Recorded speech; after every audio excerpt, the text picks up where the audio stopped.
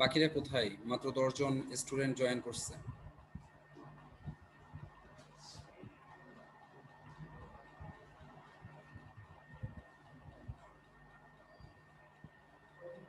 নমস্কার। নমস্কার নমস্কার। আচ্ছা, কই বাকিরা কোথায়? ভিডিও অন করো সবাই, ইচ এন্ড এভরিবডি ভিডিওগুলো অন করো।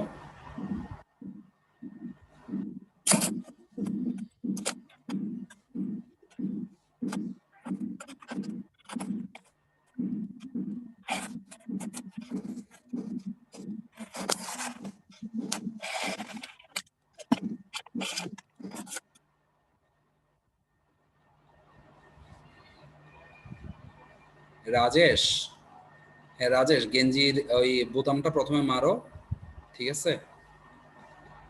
হ্যাঁ, গেঞ্জির বোতাম মারো। ওকে, আমরা একটা ক্লাসে আছি তো। হ্যাঁ, আর তোমার চুল টুল তো বাবা একেবারে মানে হচ্ছে যে তুমি দেবদাস হয়ে গেছো মনে হচ্ছে। বাসায় কিছু বলে না? আমার ক্লাস থেকে কিন্তু মানে হচ্ছে যখন একেবারে এখানে শুরু করবো আর কি, তখন কিন্তু এটা হয়তো বা নাও পারতে পারো, ঠিক আছে? যদি আমার ক্লাস করতে চাও আর কি। আমি এরকমও হয়েছে 8-10 জনকে একসাথে ক্লাস থেকে বের করে চুল কাটাই, তারপর আবার মানে হচ্ছে 2 ঘন্টার মধ্যে আমার সাথে দেখা করতে হয়েছে, ঠিক আছে? আগে আমরা মানে হচ্ছে যে বিজনেস ফ্যাকাল্টির স্টুডেন্ট, তো আমরা অলওয়েজ স্মার্ট থাকতে হবে, একদম মানে ক্লিন চলাফেরা, আমাদের সবসময় স্মার্ট থাকতে হবে। না হলে মানে সুদর্শন না হলে ব্যবসা কি ঠিক মতো করতে পারবো? অলওয়েজ সুদর্শন থাকতে হবে, ঠিক আছে? তো এগুলো তো আমরা এখন থেকে শিখবো, ঠিক আছে? কিভাবে সুদর্শন হওয়া যায়। আমরা তো বাংলা সাবজেক্টও পড়ছি না, আমরা ফিলোসফিও পড়ছি না যে দার্শনিকদের মতো চুল দাঁড়ি রেখে একেবারে, ঠিক আছে, দেবদাস হয়ে যাব। আমরা হচ্ছে বিজনেসের student, always be smart. Okay, so আমরা শুরু করি। সবাই একটু সাউন্ডটা অফ রাখতে পারবা? আর স্পেশালি আজকের ক্লাস, হ্যাঁ লেট যে করছে সেটা তার ব্যাপার, আইডিগুলো দিয়ে দাও সবাইকে বলছি। আমার ক্লাসে স্যার একটা বিষয় হচ্ছে, আমার ক্লাস যদি আপনি না করেন লস পুরোটাই আপনার। কারণ আপনাকে আপনাকে রেকর্ডিং ক্লাস হয়তো বা দিব, কিন্তু রেকর্ডিং ক্লাস থেকে আপনি খুব ভালো কিছু বুঝবেন না যদি ক্লাস না করেন, প্রথম বিষয়। আর দ্বিতীয় বিষয় হচ্ছে যে আমার ক্লাস একটা না করলে পরের ক্লাসটা পুরো ফাও যাবে। কারণ এমন কিছু কথাবার্তা বলি যেগুলো পরের ক্লাসগুলোর জন্য খুব বেশি ইম্পর্টেন্ট। সো আমি আজকে অনেক কিছু পড়াবো তো, আর এইদিকে যাচ্ছি না, তোমাদেরকে এই কথাগুলো প্রতিদিনেই অনেক বলি। আজকে সরাসরি আমি পড়াতে চলে আসি। আমার স্ক্রিন শেয়ারটা দেখতে পাচ্ছ কিনা একটু দেখো। সাগর, আজকে রেকর্ডিং অন করার জন্য বলো নাই কিন্তু, আমি নিজ থেকে করে নিচ্ছি, তোমার দায়িত্ব তুমি পালন করো নাই, এটা মনে করাই দিবা আমাকে। হ্যাঁ, চুল বেশি হয়ে গেছে তো স্যার, মাথায় অনেক কিছু থাকে না স্যার, চুল অনেক বেশি হয়ে গেছে স্যার, ওই কারণে মাথায় স্যার এত কিছু রাখা সম্ভব? চুলও থাকবে, আপনার এত ইনস্ট্রাকশন, এগুলো মাথায় রাখা কি সম্ভব হচ্ছে স্যার? আচ্ছা, ঠিক আছে, চলো। আমার কথা কি স্মুথলি বুঝে যাচ্ছে? দুই একজন একটু রেসপন্স করো, আমার কথা স্মুথলি বুঝে যাচ্ছে? আচ্ছা, ঠিক আছে। জি তাহলে স্যার। তাহলে তাহলে পুরো ক্লাস একদম তোমার স্পিকারটা অফ রাখবা, এবং পুরো ক্লাসে জাস্ট আমি কি বলছি শুনো। অনেক বেশি ইম্পর্ট্যান্ট একটা ক্লাস, মেয়েরা একদম চুপচাপ ক্লাসটা করছে, সো তোমাদেরকেও শেষ করতে পারবো কথাগুলো। খুব ভালো করে খেয়াল করো, আমরা স্বল্পমেয়াদী সম্পদ ব্যবস্থাপনা পড়ছি, এবং স্বল্পমেয়াদী সম্পদ ব্যবস্থাপনার মধ্যে স্বল্পমেয়াদী সম্পদ বলতে বেসিক্যালি 3টা সম্পদকে এখানে খুব বেশি পরিমাণে ফোকাস করছে। একটা হচ্ছে নগদ অর্থ, একটা হচ্ছে মজুত পণ্য, আর একটা হচ্ছে প্রাপ্য বিল। সো আমি একটু চলে আসি, আমরা যদি নগদ অর্থের ব্যবস্থাপনার কথা বলি, সেই ক্ষেত্রে আমাদের কাজটা কেমন হচ্ছে আমরা একটু শেয়ার করছি।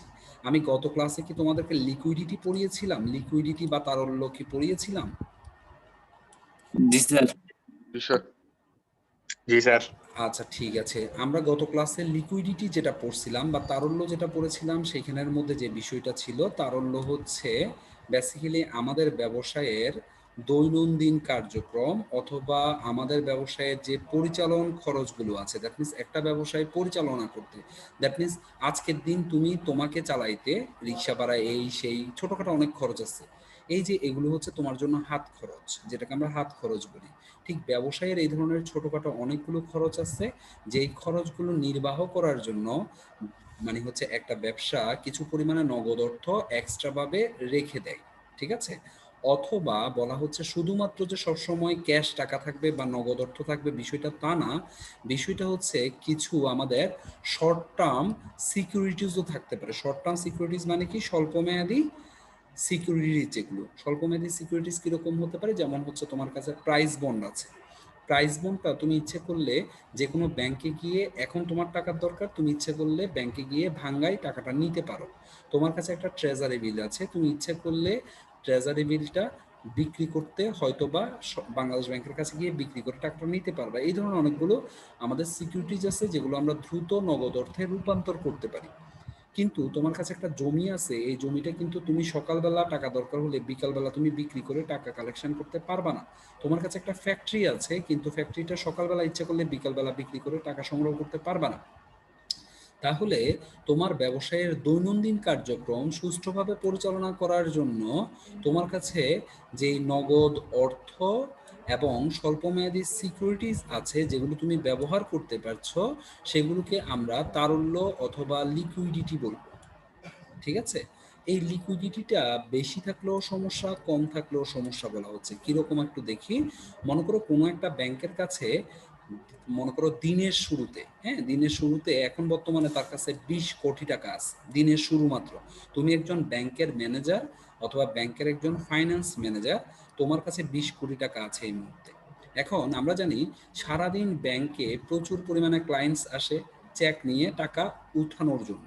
তাহলে ওটার জন্য ব্যাংকের ভোল্ট মানে হচ্ছে ব্যাংকের যেই কক্ষে টাকা রাখা হয় সেই কক্ষকে বলা হয় ব্যাংকের ভোল্ট। ব্যাংকের ভোল্টের মধ্যে সারাদিন ব্যাংকের কাস্টমারদেরকে স্যাটিসফাইড করার জন্য একটা অ্যামাউন্ট কিন্তু রাখতে হবে।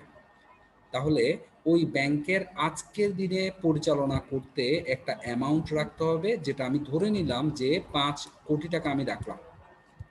তাহলে 5 কোটি টাকা, এই 5 কোটি টাকা হচ্ছে ব্যবসায়ের আজকের দিন পরিচালনা করার জন্য টাকা রাখছি বিদায় এই 5 কোটি টাকাকে আমি তারল্য বলতে পারি।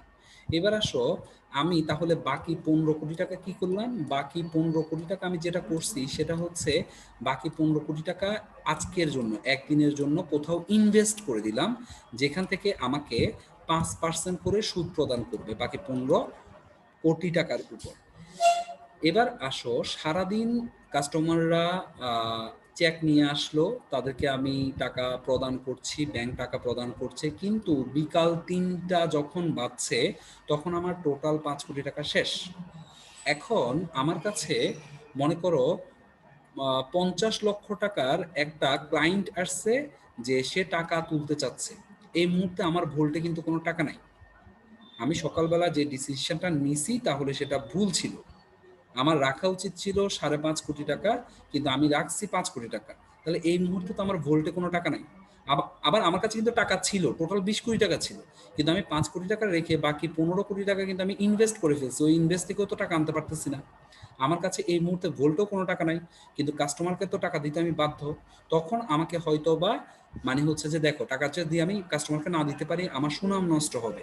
তাহলে এই জায়গায় বিজনেসের জন্য ব্যাপক পরিমাণে সুনাম লস হচ্ছে। এখন তাহলে ব্যাংক কি করলো? অন্য আরেকটা ব্যাংকের কাছে, আমার ব্যাংকটা কি করলো? অন্য আরেকটা ব্যাংকের কাছে ফোন দিল যে স্যার, আমাকে একটু 5 ঘন্টার জন্য বা 2 ঘন্টার জন্য বা 1 ঘন্টার জন্য আমাকে 50 লক্ষ টাকাটা ধার দেন। ঠিক আছে, ধার চাচ্ছে 50 লক্ষ টাকা কাস্টমারটাকে স্যাটিসফাই করার জন্য। তখন ওই ব্যাংক যাকে আমি ফোন করলাম সে বলল, আপনাকে আমি 1 ঘন্টার জন্য ধার দিতে পারি, তবে তার বিনিময়ে আমাকে 7% হারে সুদ দিতে হবে। কেউ তো কাউরে মক্ত টাকা দিবে না। এবং ব্যাংকে কিন্তু 1 ঘন্টা 5 মিনিটের জন্য কিন্তু ধার হয় ব্যাংকগুলোতে, যে আমার 5 মিনিট পরে টাকা আসতেছে কিন্তু আমার টাকা এই মুহূর্তে দরকার, এই ধরনেরও কিন্তু ধার হয়। আধা ঘন্টার জন্য, 1 ঘন্টার জন্য ধার হয়। তাহলে দেখো, ওই ব্যাংক বললো কি আমি 50 লক্ষ টাকা আপনাকে ধার দিচ্ছি, তবে তার বিনিময়ে আমাকে 7% সুদ দিতে হবে। তখন তো নিতে তুমি বাধ্য।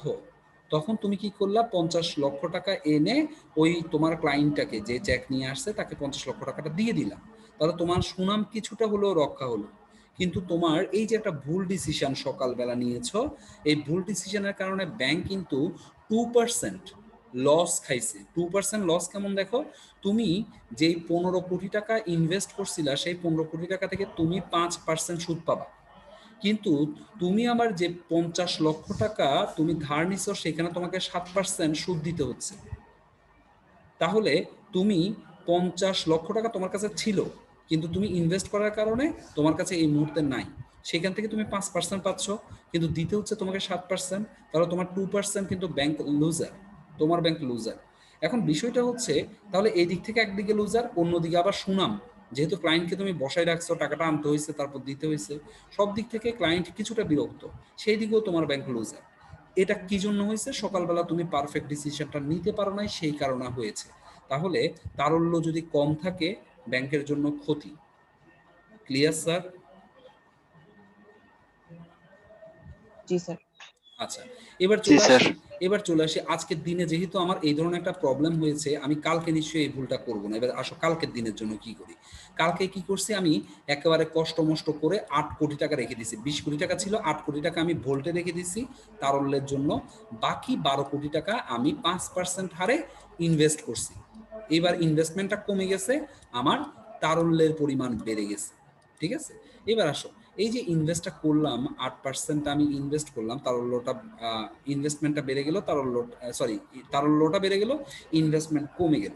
আচ্ছা, এখন ঘটনা হয়েছে কি, আজকে 8 কোটি টাকা রাখছি ভালো কথা, কিন্তু কাস্টমাররা আজকে সারা দিনে মিলে 6 কোটি টাকা উইথড্র করছে, 6 কোটি টাকা নিয়ে গেছে।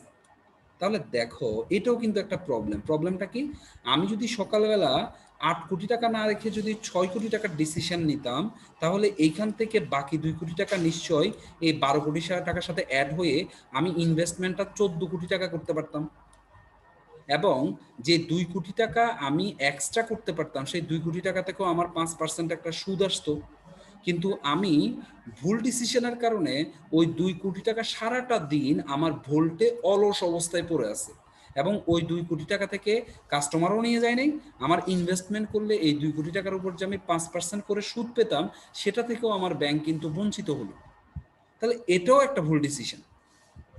এখন স্যার, বেশি রাখলেও সমস্যা স্যার, কম রাখলেও সমস্যা। তাহলে কি স্যার, আমি কি জ্যোতিষী যে আমি গণা জানবো যে আজকে সারাদিন আমার ব্যবসায় কত টাকা খরচ হবে? এটা স্যার একজন ফাইন্যান্স ম্যানেজার কিভাবে ঠিক করবে স্যার? ঠিক আছে, বলা হচ্ছে এই যে কিভাবে ঠিক করবে, সেটার জন্যই তো তোমাকে মাসে এতগুলো টাকা স্যালারি দেওয়া হচ্ছে। এই ডিসিশন মেকটা তোমাকে করতে হবে। কিভাবে করবা, এক্স্যাক্ট কত লাগবে সেটা তো তুমি আর জানো না, তুমি আর ঠিক করতে। আমরা সাধারণত প্রতিদিনের হাত খরচ একটু ভালো করে খেয়াল করো। তোমার প্রতিদিন, মনে করো তোমার কলেজ স্কুল সবকিছু মিলে, বন্ধু বান্ধব সবকিছু মিলে তোমার 200 টাকা হাত খরচ লাগে। তুমি কি ওই 200 টাকার জন্য কখনো 2000 টাকা পকেটে নিয়ে বের হও? কখনো না। তুমি 200 টাকার বিনিময়ে হয়তো বা 250 টাকা নিয়ে যাবা, 300 টাকা নিয়ে যাবা। ঠিক আছে, আবার মাঝে মাঝে দেখা গেছে তুমি, মনে করো তোমার হাত খরচ হচ্ছে প্রতিদিন 200 টাকা, তুমি নিয়ে গেছো 200 টাকা, কিন্তু আজকে খরচ হয়ে গেছে 230 টাকা। তাহলে এই যে 30 টাকা বাড়তি গেছে, এটার জন্য তুমি বিপদে পড়ে যাবে। এখন তাহলে 200 টাকা যে খরচ আজকের দিনে, সেটা তুমি কিভাবে গেস করছো আজকের দিনে সারাদিনে?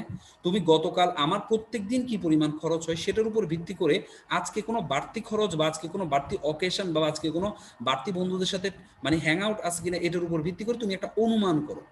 ওই অনুমানের ভিত্তি করে তুমি হাত খরচটা নির্ধারণ করো আজকে সারাদিনের জন্য। ঠিক ব্যবসায়ও একই অবস্থা। কোনো অকেশন আছে কিনা, বা সামনে ঈদ আছে কিনা, ঈদ হলে কাস্টমাররা বেশি টাকা উইথড্র করবে, কোনো প্রোগ্রাম আছে কিনা, বা ওয়েদার কেমন, বা ইনকাম রেট কেমন, বা চাহিদা কেমন। ঠিক আছে, যেমন শুক্রবারে মানুষ একটু বেশি খাবে, সো শুক্রবার বৃহস্পতিবারে টাকা একটু বেশি উইথড্র করবে যাতে শুক্রবারে বেশি খাইতে পারে। সামনে ঈদ আসতেছে, মানুষ একটু বেশি বেশি টাকা উইথড্র করবে যাতে শপিং করতে পারে, গরু কিনতে পারে। সো এগুলো সব কিছু তোমাকে চিন্তা করে, মানুষের যখন ইনকামটা ভালো থাকে তখন মানুষ বেশি খরচ করে, তখন তাহলে উইথড্রও বেশি করবে, উত্তোলনও বেশি করবে। সব কিছু চিন্তা করে তোমাকে সেট করতে হবে যে তোমার কি পরিমাণ কি লাগবে, লিকুইডিটি অথবা তারল্য তোমাকে সেট করতে হবে। সো এটার জন্য গণা জানতে হবে না, কিন্তু কিছু ক্যালকুলেশন বা অনুমান ক্ষমতা তোমার থাকতে হবে। আর এই জিনিসটাই হচ্ছে আমাদের নগদ ব্যবস্থাপনা। আমরা কিছুক্ষণ আগে পড়ছিলাম যে আমাদের স্বল্পমেয়াদী সম্পদ ব্যবস্থাপনার মধ্যে 3টে বিষয় আছে। প্রথমটা হচ্ছে নগদ টাকা। সো নগদ টাকাকে কিভাবে ব্যবস্থাপনা করে কতটুকু তুমি ব্যবসায়ের দৈনন্দিন কার্যক্রমের জন্য তারল্য হিসেবে রাখবা, আর কতটুকু তুমি ইনভেস্ট করবা, এই জিনিসটা তোমাকে সেট করতে হবে। কারো কোনো প্রশ্ন থাকলে বলিও।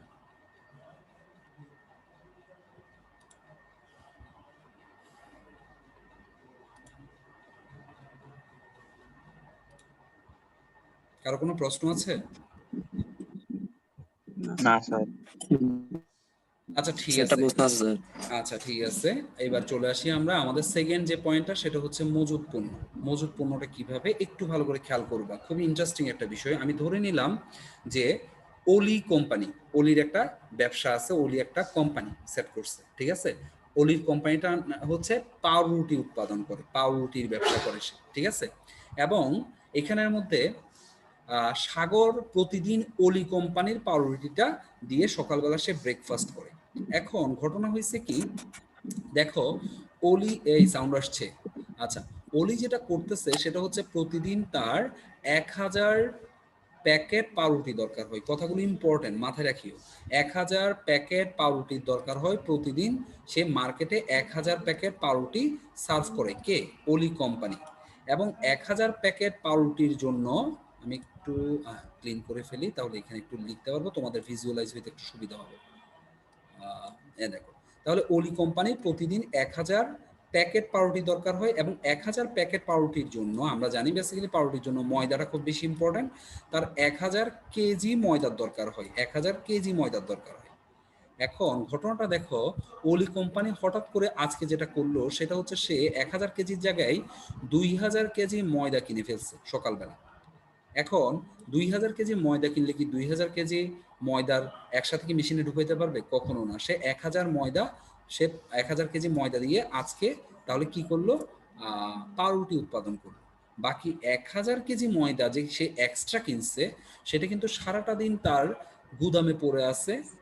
কিন্তু এই যে গুদামে পড়ে আছে, গুদামে পড়ে থাকার জন্য কিন্তু তাকে, যার কাছ থেকে মানে ময়দা কিনছে, তাকে কিন্তু বাড়তি যে 1000 কেজি ময়দা তার কিন্তু প্রাইস দিয়ে দিতে হয়েছে, মূল্য দিয়ে দিতে হয়েছে। কিন্তু প্রাইস দিয়ে দেওয়ার পরেও তার এই 1000 এক্সট্রা ময়দা কোনো কাজে আসে না আজকের দিনের জন্য, কালকে কাজে আসবে। তাহলে সে তো একটা কাজ করতে পারতো, সে কি করতো, 1000 কেজি ময়দা ক্রয় করতে পারতো। বাকি 1000 টাকার জন্য সে যে প্রাইসটা আজকে দিছে, সেই 1000 টাকাটা সে অন্য জায়গায় ইনভেস্ট করে সেখান থেকে সে প্রফিট গেইন করতে পারতো। তাহলে তোমাকে কিন্তু বেশি পরিমাণে মজুত করলেও কিন্তু সমস্যা। এটা হচ্ছে বেশি মজুত করলে তোমার টাকাটা ওই জায়গায় ফিক্সড মানে এঙ্গেজ থাকে, ওই টাকাটা তুমি অন্য কোথাও ইনভেস্ট করতে পারছো না, ওই জায়গা থেকে তুমি প্রফিট গেইন করতে পারছো না।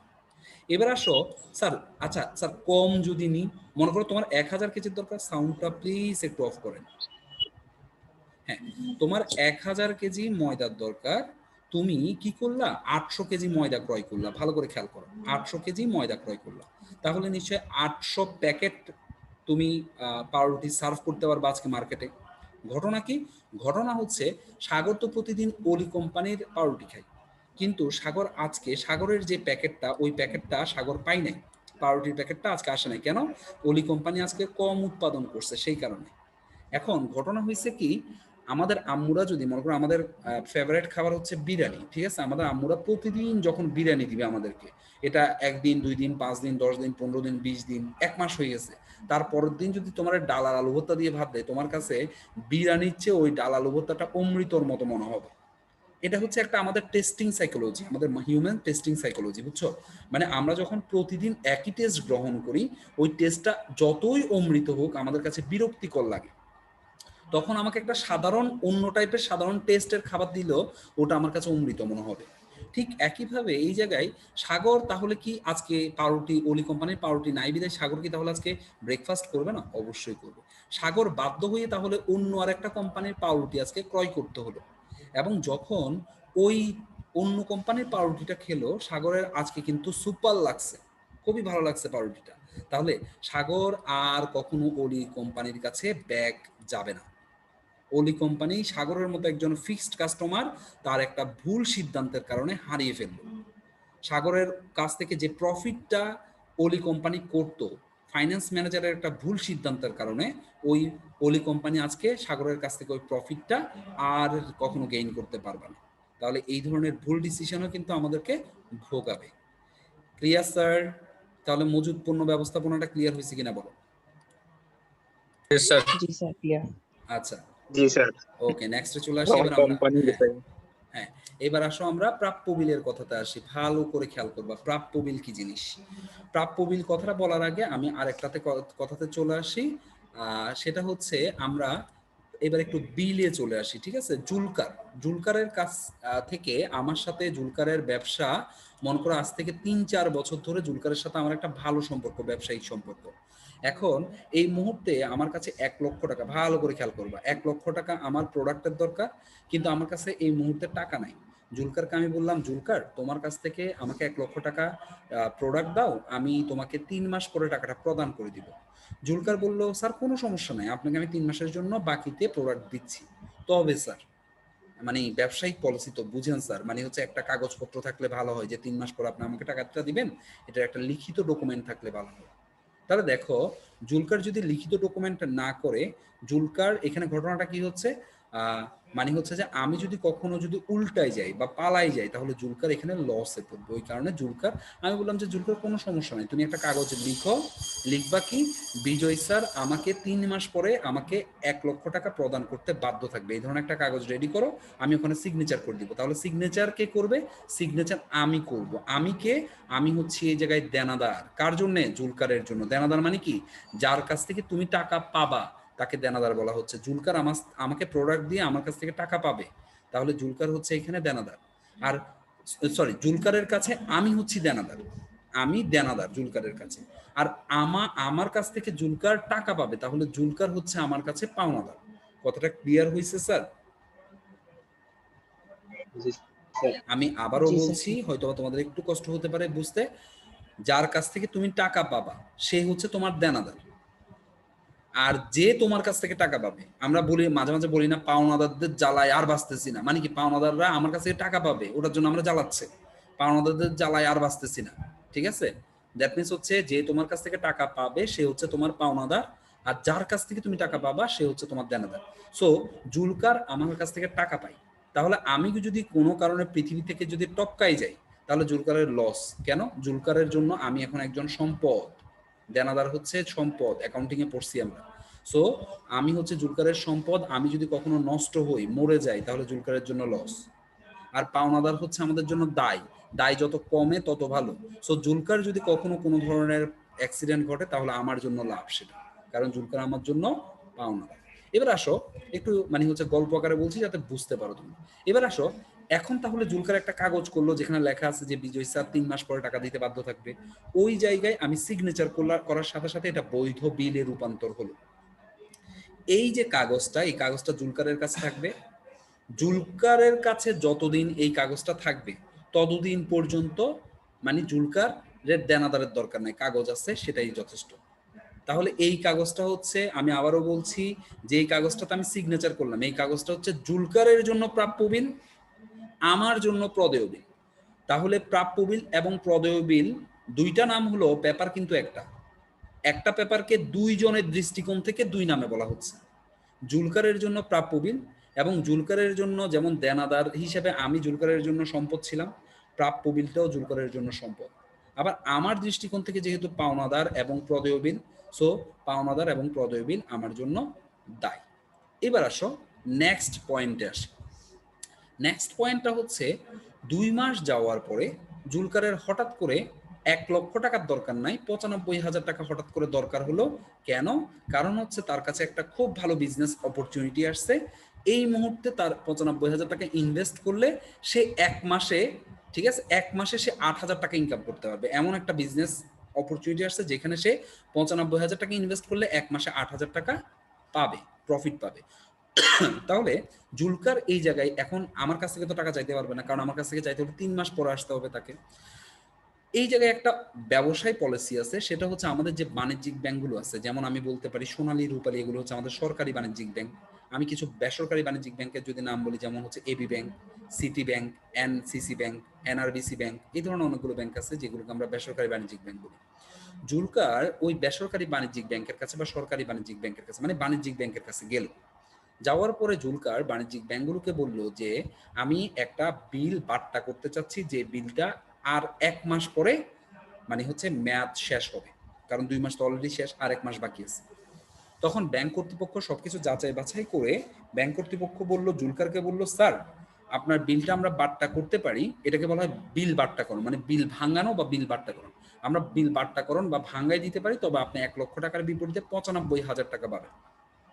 জুলকার বললো ঠিক আছে আমাকে 95,000 টাকা দেন। জুলকার তাহলে এই 95,000 টাকা নিয়ে বিলটা কাকে দিয়ে দিল? ব্যাংকে দিয়ে দিল। 95,000 টাকা নিয়ে জুলকার তার ওই যে বিজনেস, 1 মাসের বিজনেস, ওখানের মধ্যে ইনভেস্ট করে দিল। ব্যাংক কি করলো? আরো 1 মাস যাওয়ার পরে, টোটাল 3 মাস হলো, আরো 1 মাস যাওয়ার পরে 3 মাস পরে ব্যাংক আমাকে ফোন দিল, মানে হচ্ছে দেনাদার, আমি হচ্ছে দেনাদারকে ফোন দিল। দেনাদারকে ফোন দিয়ে আমাকে ফোন দিয়ে বললো, বিজয় স্যার আপনার নামে এই ধরনের একটা বিল আমাদেরকে জুলকার বাট্টা করছে, আপনার 1 লক্ষ টাকা দেওয়ার কথা, আপনি প্লিজ টাকাটা পাঠিয়ে দেন আর বিলটা নিয়ে যান।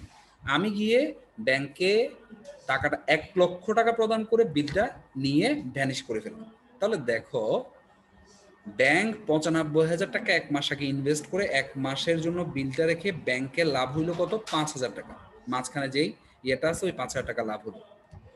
এরপরে হচ্ছে তাহলে এই জায়গায় এই যে টোটাল প্রসেসটা, এই টোটাল প্রসেসে কার কি লাভ হলো? আমার লাভ, মানে হচ্ছে আমি হচ্ছি দেনাদার। আমার কি লাভ হলো? আমার লাভ হলো আমার মানে আমার এই মুহূর্তে টাকা নাই, কিন্তু আমার ব্যবসা করতে হবে। আমি জুলকার থেকে 3 মাসের জন্য সময় চেয়ে জুলকার থেকে আমি প্রোডাক্ট নিয়ে ব্যবসা করে আমি 3 মাস পরে টাকাটা প্রদান করতে পারলাম, মাঝখানে আমার কিছু প্রফিট হলো। জুলকারের কি লাভ হলো? জুলকার 2 মাস পরে টাকার দরকার, জুলকার এটা বাট্টা করার মাধ্যমে জুলকার 95,000 টাকা নিয়ে ইনভেস্ট করে সে 1 মাসে 8,000 টাকা লাভ করছে। তাহলে 95,000 যোগ 8 মানে হচ্ছে 1,03,000। সে যদি 3 মাসের জন্য রাখতো আমার কাছ থেকে 1 লাখ টাকা পেত, কিন্তু এখন একটু ঘুরাই করছে, তার আরো 3,000 টাকা সে বেশি পাইছে। এটা হচ্ছে জুলকারের লাভ। ব্যাংকের কি লাভ? ব্যাংকের লাভ হচ্ছে ব্যাংক 1 মাসের জন্য 95,000 টাকা জুলকারকে দিছে, মানে ইনভেস্ট করে ব্যাংক 1 মাসে 5,000 টাকা লাভ করছে। এটা হচ্ছে ব্যাংকের লাভ। এই যে টোটাল প্রসেস, এটা হচ্ছে আমাদের বিনিময় বিল অথবা প্রাপ্য বিল অথবা প্রদেয় বিল, যেগুলোকে বলি আমরা অ্যাকাউন্টিং এ পড়ে আসছি। এই টোটাল এটা লাইফ সাইকেলটা আমি তোমাদেরকে বললাম যে আমাদের বিজনেসের লাইফ সাইকেলটা কেমন হয়। আমি হয়তোবা তোমাকে সংক্ষিপ্ত আকারে বলে দিতে পারতাম, কিন্তু তুমি এখন পুরো ঘটনাটা তোমার চোখের সামনে আসলো যে ঘটনাটা কেমন ঘটে, তাহলে তুমি আর ভুলবা না যে বিষয়গুলো আসলে কি কি ঘটতেছে। আশা করি ক্লিয়ার হয়েছে। এবার দেখো, বলা হচ্ছে এই যে প্রাপ্য বিল ম্যানেজমেন্টটা কি, তাহলে কি স্যার? প্রাপ্য বিল ম্যানেজমেন্টটা হচ্ছে মানে হচ্ছে তুমি তোমার কাছে এই ধরনের কয়েকটা বিল থাকতে পারে, কয়েক মেয়াদের থাকতে পারে। কারোর সাথে তুমি 1 বছরের জন্য ডিল করছো, কারোর কাছে 5 বছর 1 মাসের জন্য, কারোর সাথে 5 মাসের, কারোর সাথে 3 মাসের ডিল করছো, এবং বিভিন্ন অ্যামাউন্টের ডিল করছো। বিভিন্ন অ্যামাউন্টের প্রাপ্য বিল তোমার কাছে থাকতে পারে। তাহলে কোন প্রাপ্য বিলটা তুমি আগে বাট্টা করবা, কোন প্রাপ্য বিলটা বাট্টা না করলেও চলবে, এই বিষয়গুলো তোমাকে বুঝতে হবে। আর এটাকেই বলা হচ্ছে প্রাপ্য বিল ব্যবস্থাপনা। তাহলে নগদ ব্যবস্থাপনা বললাম, যেটা তারল্য বেশি রাখলেও সমস্যা, কম রাখলেও সমস্যা, ঠিক কতটুকু রাখবো সেটা ঠিক করতে হবে। মজুদ পণ্য, যেটা আমরা ওই পাউরুটি ব্যবসা দিয়ে বুঝালাম, বেশি রাখলেও সমস্যা, কম রাখলেও সমস্যা, তাহলে কতটুকু ঠিক রাখতে হবে সেটা ঠিক রাখতে হবে। প্রাপ্য বিল দিয়ে বুঝালাম। এখন এই তিনটাকেই বলা হচ্ছে, তিনটাকে যখন তুমি ব্যবস্থাপনা করবা তখন সেটাকে বলা হচ্ছে তোমার স্বল্পমেয়াদী সম্পদ ব্যবস্থাপনা। হ্যাঁ, এবার কারো কোনো কোশ্চেন থাকলে বলো।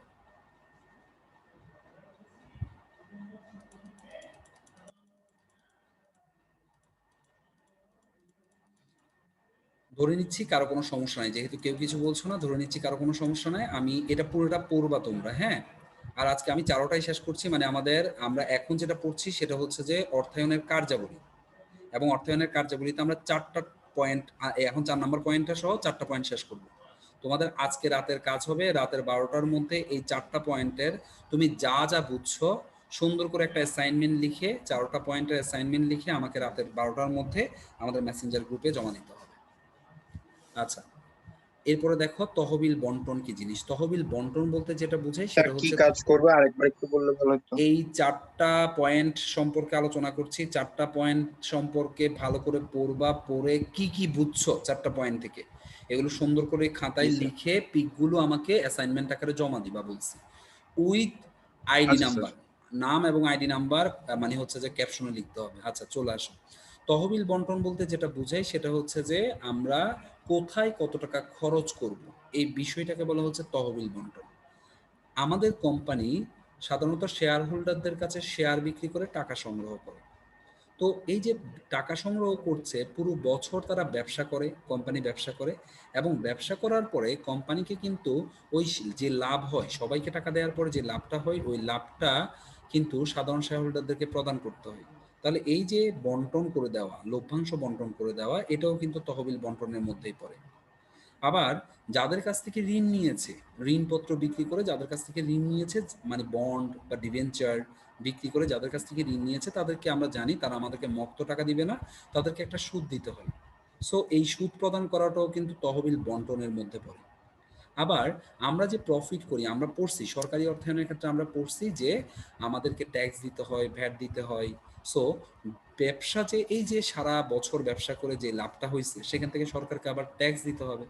তাহলে তহবিল বন্টন বলতে অর্জিত মুনাফা হতে শেয়ার মালিকদেরকে লভ্যাংশ, ঋণদাতাদের সুদ ও সরকারকে কর প্রদানকে বোঝায়। তহবিল বন্টনের ক্ষেত্রে শেয়ার মালিকদের সন্তুষ্টি, কোম্পানির ভবিষ্যৎ বিনিয়োগের সুযোগ ইত্যাদি বিষয় বিবেচনা করতে হয়। তাই তহবিল বিনিয়োগের মাধ্যমে অর্জিত মুনাফা কিভাবে বন্টন করা হবে তা অর্থায়নের একটি গুরুত্বপূর্ণ কাজ। দ্যাট মিনস তুমি তোমার যে মুনাফাটা, টার্গেটেড মুনাফা, ওই মুনাফাটা তোমাকে অর্জন করার জন্য কি কি করতে হবে, এটা তোমাকে সেট করতে হবে। বলা হচ্ছে মুনাফার যে অংশ শেয়ার হোল্ডারদের বা মালিকদের, শেয়ার হোল্ডাররাই কিন্তু কোম্পানির জন্য মালিক, মধ্যে শেয়ার হোল্ডার বলতে সাধারণ শেয়ার হোল্ডার বোঝাচ্ছে, শেয়ার হোল্ডারদের বা মালিকদের মধ্যে বন্টন করা হয়, তাকে লভ্যাংশ বলে। শেয়ার হোল্ডারদেরকে যে অংশটা দেয় সেটাকে লভ্যাংশ বলে, ইংরেজিতে ডিভিডেন্ড বলে, মনে রাখবা ডিভিডেন্ড বলে। এবং যে অংশ কোম্পানির ভবিষ্যৎ বিনিয়োগ বা ব্যবসায় সম্প্রসারণের জন্য রেখে দেয় তাকে সংরক্ষিত মুনাফা বা রিটেইন আর্নিংস বলে। খুব বেশি ইম্পর্টেন্ট কথাবার্তা, আন্ডারলাইন করে রাখবা। আমি আবারও বলি, মনে করো সবাইকে টাকা দেওয়ার পরে, আমাদের না, সবাইকে টাকা দেওয়া মানে হচ্ছে সকল খরচ প্রদান করার পরে আমাদেরকে প্রথমে ঋণদাতা যারা যারা আমাদের কাছ থেকে বন্ড ক্রয় করছে, ডিবেঞ্চার ক্রয় করছে, ঋণ দিছে আমাদেরকে, তাদের যে সুদটা সেটা প্রদান করতে হয় অ্যাট ফার্স্ট। স্টেপগুলো মাথায় রাখবে, অ্যাট ফার্স্ট তাহলে সুদ প্রদান করতে হয় ঋণদাতাদের। সুদ প্রদান করার পরে যে অ্যামাউন্ট থাকবে সেই অ্যামাউন্টের উপর সরকারকে ট্যাক্স দিতে হয়।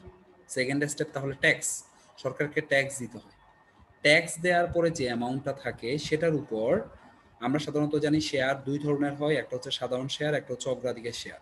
আমরা পড়ছি হয়তো বা ছোটবেলায়, আরও পড়বো, আমি বলবো এগুলো।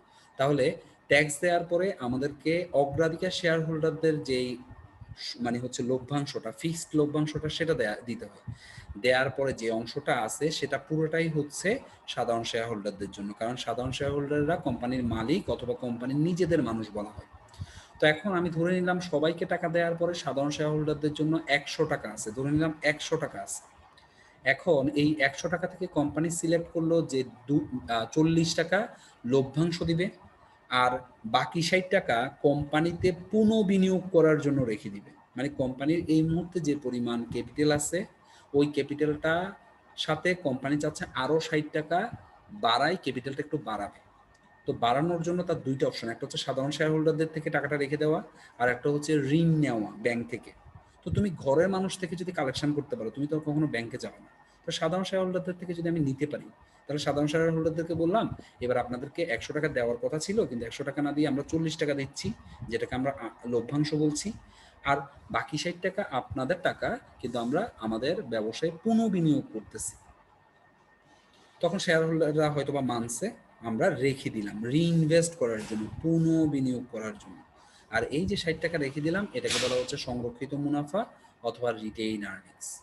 তাহলে পরীক্ষায় যদি আসে রিটেইন আর্নিংস বা সংরক্ষিত মুনাফা কাকে বলে, আমরা বলবো মুনাফার যে অংশটা, মুনাফার পুরো অংশটা কিন্তু রেখে দিচ্ছে না, মুনাফার কিছু অংশ দিচ্ছে, কিছু অংশ রাখতেছে। যে অংশটা রাখতেছে সেটাকে শুধুমাত্র সংরক্ষিত মুনাফা বলছে। আমরা বলবো তাহলে সংজ্ঞাটা, মুনাফার যে অংশটা সাধারণ শেয়ার হোল্ডারদেরকে প্রদান না করে কোম্পানিতে পুনঃবিনিয়োগ করার জন্য রেখে দেয়, তাকে আমরা সংরক্ষিত মুনাফা অথবা রিটেইন আর্নিংস বলবো। তাহলে রিটেইন আর্নিংস কাকে বলে বুঝলা তোমরা। এবার এখানে একটা আন্ডারলাইন করে একটা লাইন আছে, এখানে দেখো, মুনাফার কত অংশ লভ্যাংশ আকারে বন্টন করা হবে। আমরা দেখতে পেয়েছি 100 থেকে 40 আমরা মুনাফা হিসেবে বন্টন করছি, মানে 40% মুনাফা হিসেবে দিচ্ছি। এবং কত অংশ সংরক্ষণ করা হবে, আমরা দেখছি সংরক্ষণ করা হয়েছে 60 টাকা, মানে 60%। তাহলে এই যে তুমি 40% লভ্যাংশ রাখছো আর 60% সংরক্ষিত রাখছো, আবার এটাকে তুমি 50-50ও করতে পারো, 40-60ও করতে পারো, 20-80ও করতে পারো। এই যে কত করবা, এটা ঠিক করাটাকেই বলা হচ্ছে ডিভিডেন্ড পলিসি। ঠিক আছে? তাহলে আশা করে তোমরা এটা পুরোটাই পড়বা, তোমরা বুঝবা। এরপরও যদি বুঝতে কোনো সমস্যা হয় আগামী ক্লাসের জন্য বসে থাকা লাগবে না, গ্রুপের মধ্যে আমাকে ভয়েস রেকর্ডটা দিয়ে স্যার আমার এই জায়গায় সমস্যা, বা ছবি তুলে যে স্যার আমার এই লাইনটাতে সমস্যা, আমি তোমাদেরকে মানে হচ্ছে যে সলিউশন দিয়ে দিব, বসে থাকার দরকার নেই। কারো কোনো কোয়েশ্চেন আছে আজকের ক্লাসের জন্য?